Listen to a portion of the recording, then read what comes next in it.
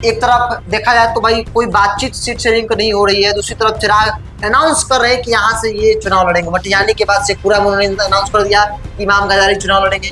तो आखिर चिराग के मन में चल क्या रहा है? और डील सिर्फ इसलिए नहीं है कि 40-50 सीटें मिल जाए, उम्मीदवार उतार दे, उनके विधायक जीत जाए सरकार में, मंत्री बनने के लिए नहीं, मुख्यमंत्री बनने के लिए चिराग पासवान को सीटें चाहिए। तो अगर त्रिशंकु विधानसभा की स्थिति आती है तो जाहिर तौर पर वो इस तरह की बार्गेनिंग करे कि भाई हमको समर्थन दीजिए, हम सीएम बनेंगे। फिर रामविलास पासवान जैसा चाबी लेकर घूमने लगेंगे, किसी की सरकार तब नहीं बनेगी। हम इतने राज्य में मुख्यमंत्री बना सकते हैं तो फिर आपको क्यों नहीं बना सकते? आप तो यूथ हैं और यूथ आइकॉन है, आपका पकड़ है, तो फिर आप स्टैंड लीजिए, हम आपको मुख्यमंत्री बनाएंगे। तो एक विकल्प चिराग के सामने प्रशांत नहीं, देखिए चर्चा बहुत तेज है कि प्रशांत किशोर के साथ चिराग पासवान की डील हो सकती है, और इस चर्चा को बल तब मिल जाता है जब चिराग पासवान खुद ही ये संकेत देने लगते हैं कि एनडीए से उनका मोह भंग हो गया है। तो जाहिर है चिराग पासवान का प्लान भी तैयार है, वो इसके लिए भी तैयार बैठे हैं कि भाई निकालना हो तो निकाल दीजिए एनडीए से 2020 की तरह, लेकिन हमको जो करना है हम करेंगे। या तो हमको 40-50 सीट दीजिए, नहीं तो फिर हमारा प्लान भी तैयार है, हमारे प्लान भी के लिए आप तैयार रहिए। नमस्कार, द इंडिया टॉप देख रहे हैं, मैं हूं आपके साथ बिरजू सिंह।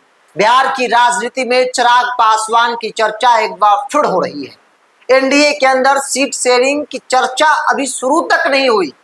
दूसरी ओर चिराग पासवान अपने सीट चुनने शुरू कर दिए हैं और उम्मीदवारों के नाम का ऐलान भी करना शुरू कर दिया है। सवाल बड़ा है कि चिराग के मन में आखिर क्या चल रहा है? क्या चिराग 2020 की तरह इस बार भी जनता दल यू को डैमेज करेंगे? मेरे साथ अभिषेक मिश्रा हैं।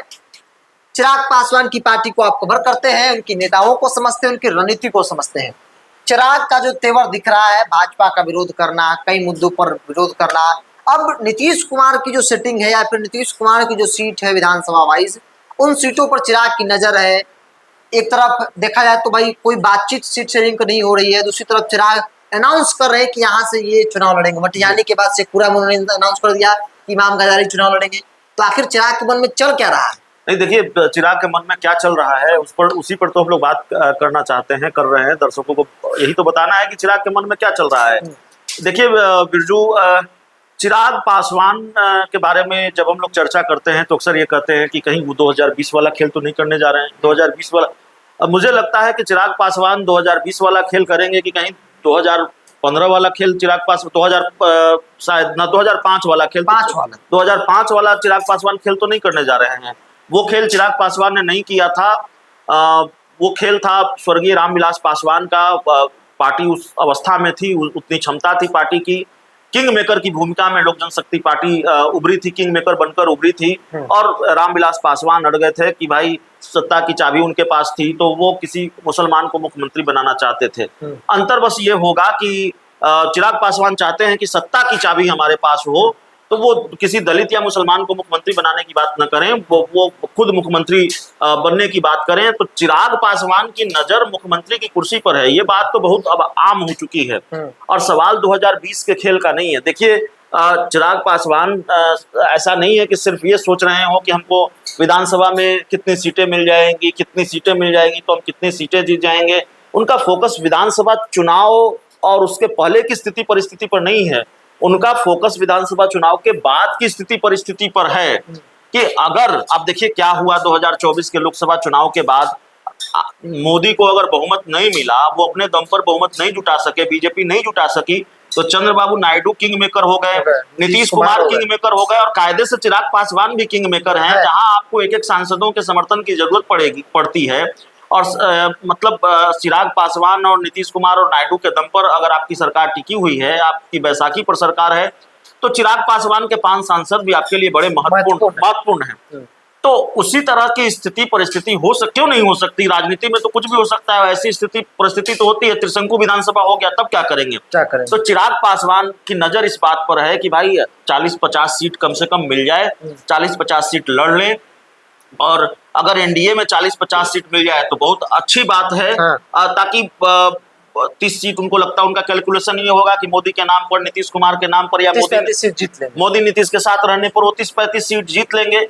तो अगर त्रिशंकु विधानसभा की स्थिति आती है तो जाहिर तौर पर वो इस तरह की बार्गेनिंग करे कि भाई हमको समर्थन दीजिए, हम सीएम बनेंगे, तो फिर रामविलास पासवान जैसा चाबी लेकर घूमने लगेंगे। चाबी लेकर घूमने लगेंगे, किसी की सरकार तब नहीं बनेगी। हाँ। तो चिराग पासवान की नजर इस बात को लेकर नहीं है कि हम 30-35 सीट जीत जाएं और एनडीए की सरकार बिहार में बन जाए और नीतीश कुमार को मुख्यमंत्री बना दे, हमारी पार्टी से कुछ लोग मंत्री बन जाए। ना ना, इससे आगे की सोच है चिराग पासवान की। हाँ। वो इससे आगे सोच रहे हैं। एक तो दिल्ली की जो उनकी कुर्सी है केंद्रीय मंत्री, मुझे लगता है उससे उनका मुंह भंग हो गया है। उनकी दिलचस्पी बहुत कुर्सी में है नहीं है। उनका फोकस पूरी तरह से बिहार पर है। और चिराग पासवान खुद ये कहते रहे हैं, न जाने दर्जनों बार मुझसे ही ये कहा होगा चिराग पासवान ने कि बिहार में मध्यावधि चुनाव हो सकते हैं। हाँ। समय से पहले विधानसभा के चुनाव कहते रहे हैं। तो उनकी तैयारी भी इसी लिहाज से है कि पता नहीं कब चुनाव हो जाए। और देखिए, उपेंद्र कुशवाहा की प्रेस कॉन्फ्रेंस थी तो उपेंद्र कुशवाहा ने बहुत सही बात कही। जब उनसे पूछा गया कि क्या बिहार में विधानसभा के चुनाव तय समय पर होंगे, सही समय मतलब समय से पहले होंगे, तो उन्होंने कहा कि समय से पहले मुझे नहीं लगता कि होंगे, लेकिन अगर समय पर भी होंगे तो कहाँ वक्त है। अब तो दशहरा है, दिवाली है, छठ है और उसके बाद चुनावी साल शुरू हो जाएगा, 2025 की शुरुआत हो जाएगी, तो कहाँ वक्त बचा है।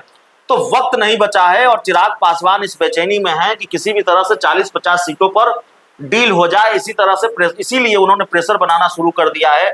और डील सिर्फ इसलिए नहीं है कि 40-50 सीटें मिल जाए, उम्मीदवार उतार दे, उनके विधायक जीत जाए सरकार में, मंत्री बनने के लिए नहीं, मुख्यमंत्री बनने के लिए चिराग पासवान को सीटें चाहिए। मुख्यमंत्री बनने की इच्छा है, मुख्यमंत्री बनने की इच्छा है और अपने नेताओं को मंत्री बनाने के लिए या विधायक बनाने के लिए उनको सीटें नहीं चाहिए। खुद मुख्यमंत्री बनने के लिए उनको 40-50 सीट चाहिए एनडीए में। एक चर्चा मुख्यमंत्री का आपने जिक्र किया अभिषेक जी, एक चर्चा ये भी हो रही है कि प्रशांत किशोर ने कहा है कि भाई हम इतने राज्य में मुख्यमंत्री बना सकते हैं तो फिर आपको क्यों नहीं बना सकते, आप तो यूथ हैं और यूथ आइकॉन है, आपका पकड़ है, तो फिर आप स्टैंड लीजिए, हम आपको मुख्यमंत्री बनाएंगे। तो एक विकल्प चिराग के सामने प्रशांत किशोर है। देखिए प्रशांत किशोर ने ऐसा कहा है कि नहीं कहा, मैं नहीं जानता, लेकिन प्रशांत किशोर डोरे तो डाल रहे हैं। तो साहब मुनाजिर हसन को साथ ले लिया और देवेंद्र यादव को साथ ले लिया, पूर्व केंद्रीय मंत्री देवेंद्र यादव आरजेडी उन्होंने जब छोड़ा तो हाल में वो प्रशांत किशोर के साथ जुड़े हैं। तो वो तो साथ ला रहे हैं लोगों को। और अगर चिराग पासवान से उनकी ऐसी डील हो जाए तो कहाँ कोई पवन सिंह को साथ लिया,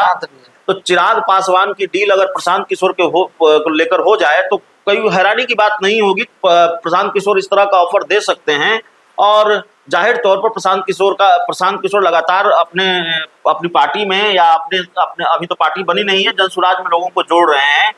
तो चर्चा बहुत तेज है कि प्रशांत किशोर के साथ चिराग पासवान की डील हो सकती है। और इस चर्चा को बल तब मिल जाता है जब चिराग पासवान खुद ही ये संकेत देने लगते हैं कि एनडीए से उनका मोह भंग हो गया है। अब बताइए कि भारतीय जनता पार्टी और जेडीयू ये दो बहुत बड़ी पार्टी है एनडीए में, दो सबसे महत्वपूर्ण पार्टी है। इन दो पार्टियों का वर्चस्व है एनडीए में। और जेडीयू और बीजेपी भी अभी नहीं कह रही है कि हमारी पार्टी ये सीट लड़ेगी, हमारी पार्टी ये सीट लड़ेगी, लेकिन चिराग पासवान कह रहे हैं कि हम लड़ेंगे, शेखपुरा लड़ेंगे।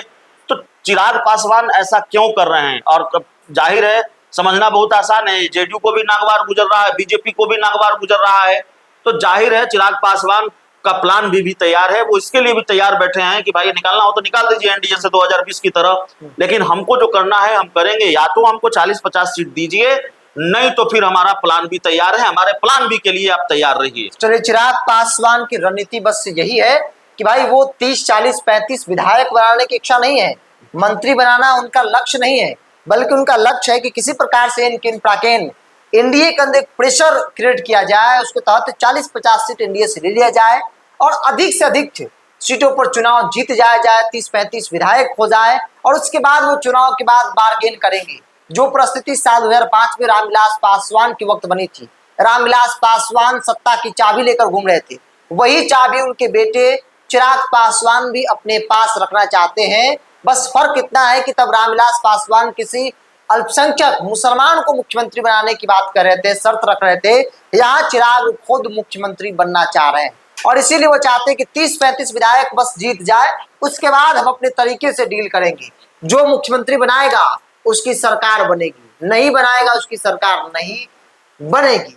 आपकी क्या राय है? आप अपनी राय को कमेंट्स बॉक्स में रखिए। अगर आप मेरे चैनल को यूट्यूब पर देख रहे हैं तो सब्सक्राइब कर लीजिए, फेसबुक पर देख रहे हैं तो पेज को लाइक और फॉलो कर लीजिए।